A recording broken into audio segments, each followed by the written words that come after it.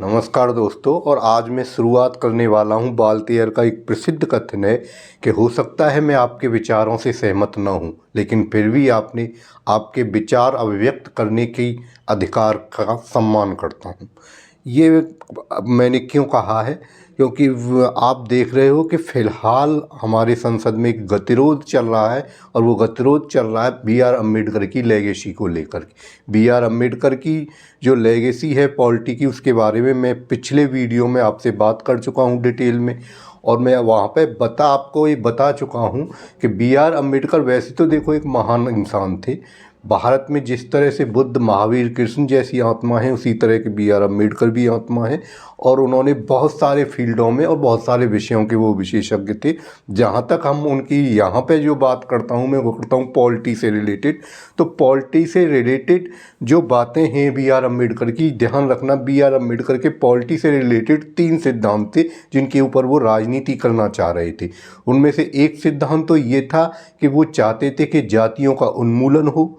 दूसरा सिद्धांत ये था कि आर्थिक समानता की स्थापना हो। और वो तीसरा सिद्धांत, उसके बारे में उन्होंने एक वर्ड दिया था अपने 25 नवंबर 1949 के ऐतिहासिक भाषण में, संवैधानिक नैतिकता।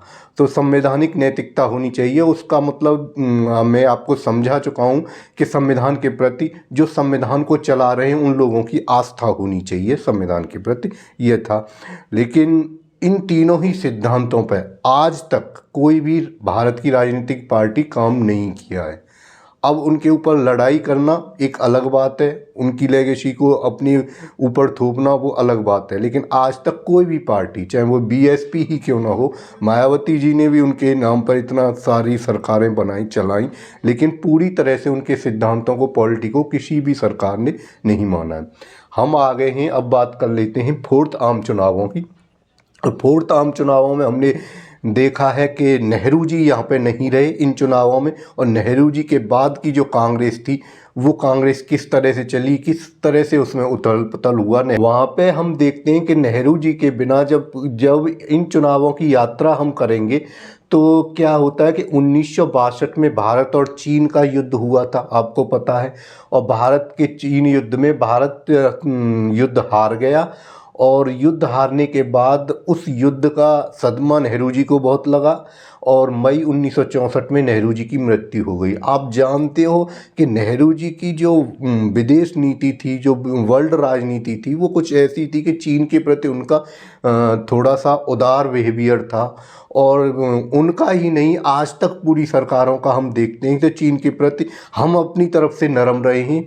आप आज भी 2014 में मोदी सरकार को देखोगे तो मोदी जी ने भी चीन के साथ दोस्ती का हाथ बढ़ाया। पहले गुजरात भी लेके गए चीन के प्रधानमंत्री को, खुद भी गए, लेकिन चीन ने कभी भी भारत को वो रेस्पेक्ट नहीं दी जो भारत ने चीन को दी है। और नेहरू जी का ही भी एक नारा था कि भारत चीनी भाई भाई, और उन्होंने पंचशील सिद्धांत भी चीन के लिए लाया, क्योंकि वो चाह रहे थे कि यूरोप में जिस तरह से यूके और यूएस का वर्चस्व है, उसी तरह से वो चाह रहे थे कि अगर भारत और चीन एक दूसरे के हो जाएं तो एशिया में भारत और चीन भी इस तरह की राजनीति, वर्ल्ड राजनीति में अपना दबदबा बना सकते हैं। लेकिन चीन ने कभी इन बातों को नहीं समझा।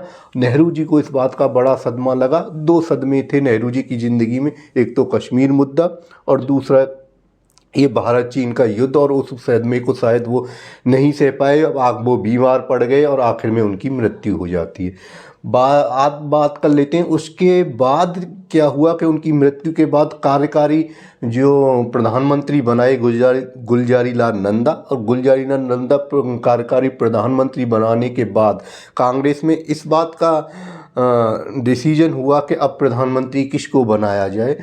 तो उस समय कांग्रेस के वरिष्ठ नेता थे लाल बहादुर शास्त्री।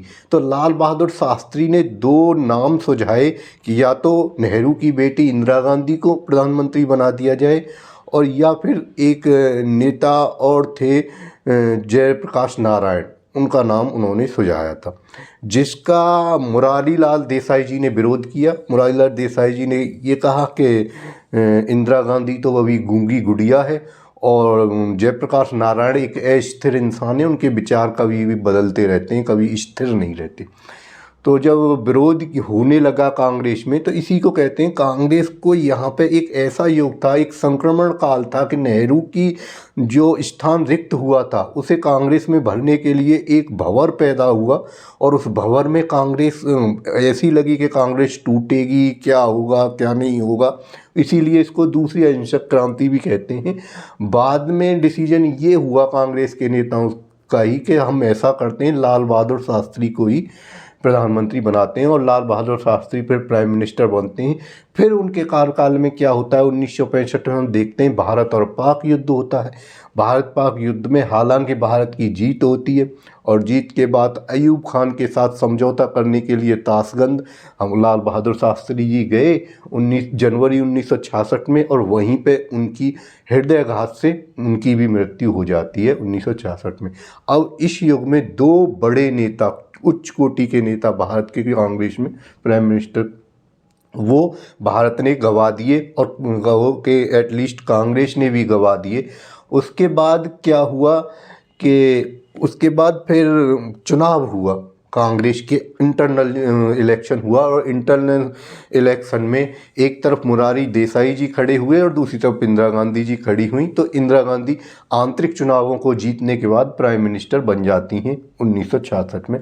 उसके बाद फिर इंदिरा गांधी के ही नेतृत्व में 1967 का चुनाव होता है, जिसको हम बोल रहे हैं कि फोर्थ आम चुनाव। और फोर्थ आम चुनाव में क्या होता है ये आप देख लेते हैं। कांग्रेस की पहली बार 300 से कम सीट आई, 283 सीट पे कांग्रेस सिमट गई। 6 राज्यों में कांग्रेस एक साथ हार गई। दूसरी जो सबसे बड़ी पार्टी बनी थी वो स्वतंत्र पार्टी थी। मैंने इसके बारे में आपको बता दिया है, सी राजगोपालाचारी ने पिछले लेक्चर में बताया था, ये पार्टी बनाई थी। जयपुर की महारानी गायत्री देवी भी इस पार्टी से जुड़ी हुई थी। और भारतीय जनसंघ 35 सीटें जीत के आया। भारतीय जनसंघ श्यामा प्रसाद मुखर्जी के बारे में पिछले लेक्चर में मैंने बात हुई गई थी। और सीपीआई पार्टी जो चल रही थी आपकी एक विचारधारा पे मार्क्सवादी, उसका यहाँ पे विघटन हुआ। विघटन ये इस वजह से हुआ कि जो साम्यवादी सरकार चल रही थी चीन ने हमारे ऊपर आक्रमण किया। तो कुछ सीपीआई नेताओं ने चीन के आक्रमण को सही माना। उन्होंने कहा कि नहीं, चीन ने सही किया है, साम्यवादी सरकार भारत में स्थापित करना चाह रहा था, इस वजह से उन्होंने आक्रमण किया, सही किया। पर उस मुद्दे पर फिर साम्यवादी जो दल है उसमें आपस में ही फूट पड़ गई और उनको एक दल अलग बन गया सीपीआई-एम के नाम से। इतनी बात आपको समझ में आ गई होगी। एक बार आप अच्छी तरह से, मैंने जो यहाँ पे एक क्वेश्चन भी है आया हुआ, आप इस क्वेश्चन को भी देख सकते हो और इसका आंसर मेरे को कमेंट में बताओगे क्या है। उसके बाद नहीं तो मैं अगले वीडियो में इस क्वेश्चन को डिस्कस करने वाला हूँ। ये क्वेश्चन उतना ही होगा जितना मैंने जिस लेक्चर में जो पढ़ाया है उसी से रिलेटेड वो क्वेश्चन मैं वहाँ पे पुटअप आपके लिए करने वाला हूँ। अब यहाँ पे हम ये देख लेते हैं कि कांग्रेस अंतिम बार एक साथ राज्यों के और केंद्र के चुनाव हुए। यहाँ के बाद जो हमारा चुनावी स्ट्रक्चर है वो थोड़ा बिगड़ गया। राज्यों के चुनाव अलग होने लगे और केंद्र के चुनाव अलग होने लगे। और उसी तरह का बिल फिलहाल संसद में आया हुआ है जिसमें हम कह रहे हैं कि एक देश एक चुनाव होना चाहिए। उसके ऊपर उसमें कितना उसके बारे में विश्लेषण जो हमें वो आगे हम करेंगे इसी अपनी सीरीज में कि वो कितना सही है और कितना गलत है। और एक चीज़ और मैं इस बारे में बात कर लेता हूँ आपसे कि इसी बीच में आप देखोगे कि 1967 से पहले 1966 में हरित क्रांति हो गई थी भारत में। हरित क्रांति की मैं बात यहाँ पे क्यों कर रहा हूँ आपके साथ, क्योंकि हरित क्रांति से आप देखोगे कि हरित क्रांति से चुनाव में क्या प्रभाव पड़ने वाला है। आप ये कहोगे ये तो ये कि हरित क्रांति के बाद क्या हुआ कि जो भारतीय संसद में अभी तक जो भारतीय चुनाव हुए, संसद में वकीलों का बोलबाला होता था। जितने भी चुनाव में जीत के आते थे उनमें वकीलों का बोलबाला था, वकीलों का परसेंटेज बहुत ज़्यादा रहता था। लेकिन हरित क्रांति के बाद भारतीय राजनीति के ऊपर प्रभाव ये पड़ा कि जो मध्यम वर्ग के किसान और जमींदार वर्ग के जो लोग थे उनकी आय बढ़ी, और जब उनकी आय बढ़ी तो वो राजनीति में आना शुरू हुए। और पहली बार 19 फोर्थ आम चुनावों में पहली बार 30% लोग ऐसे थे जो किसानी पृष्ठभूमि से आते थे।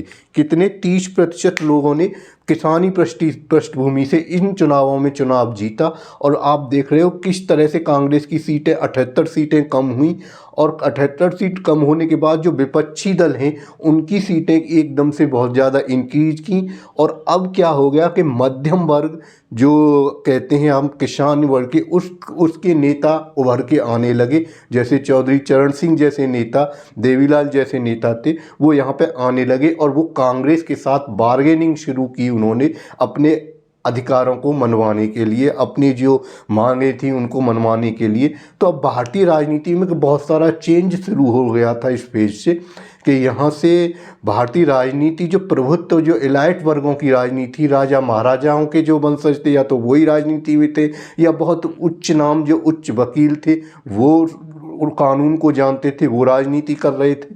लेकिन अब मध्यम वर्ग आया, और जब मध्यम वर्ग के आने से हम आगे के चुनावों में देखेंगे कि अब ओबीसी के मुद्दे सामने आएंगे, और कहीं ना कहीं ओबीसी के ही मुद्दे पर BR अम्बेडकर ने जो अंतरिम सरकार थी उससे इस्तीफा दिया था। तो अब आगे की जो राजनीति है भारत की, उसमें ओबीसी के मुद्दे सामने आने वाले हैं। ओबीसी को फैक्टर बना के केंद्र में रख के राजनीति होने वाली है। तो वो चीज़ें भी हम अगली चुनावों में देखेंगे। यहाँ